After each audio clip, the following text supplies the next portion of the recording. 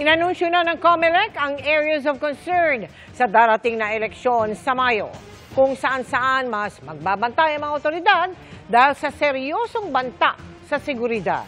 Alamin sa pagtutok ni Sandra Aguinaldo.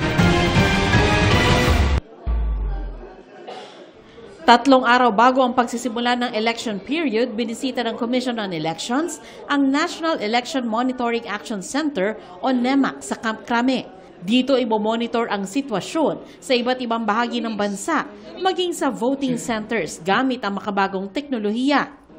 Dito inanunsyo ng COMELEC ang areas of concern sa darating na eleksyon. Mula sa rekomendasyon ng PNP at AFP, hinati sa 4 na color category ang mga lugar sa bansa base sa lagay ng seguridad doon. Green category yung walang security concern or relatively peaceful. Nasa mahigit 1,200 na lugar ang kasama dito. Marami ay nasa Calabar Zone. Nasa 188 na lugar ang nasa yellow category. Karamihan ay nasa mga rehiyon ng Zamboanga Peninsula at Northern Mindanao. Kabilang sa mga kondisyon ay kung may mga naitalang hinihinalang election-related incident sa nakalipas na 2 election periods o kaya may intense partisan political rivalry.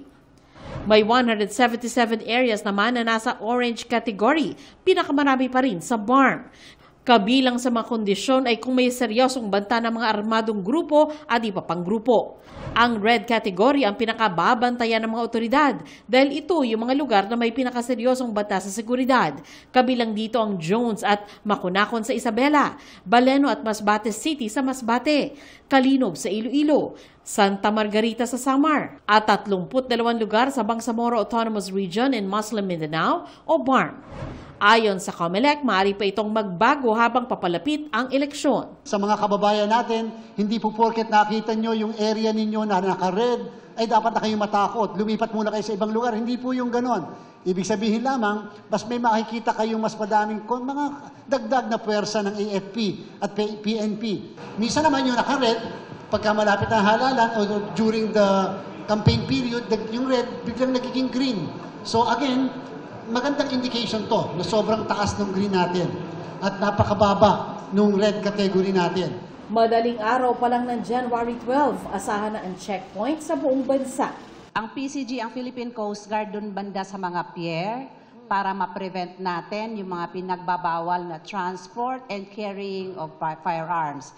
Pwede din naman mag-conduct ang AFP at PNP and always in tandem with COMELEC. Kasi COMELEC yung lead agency for the election period natin.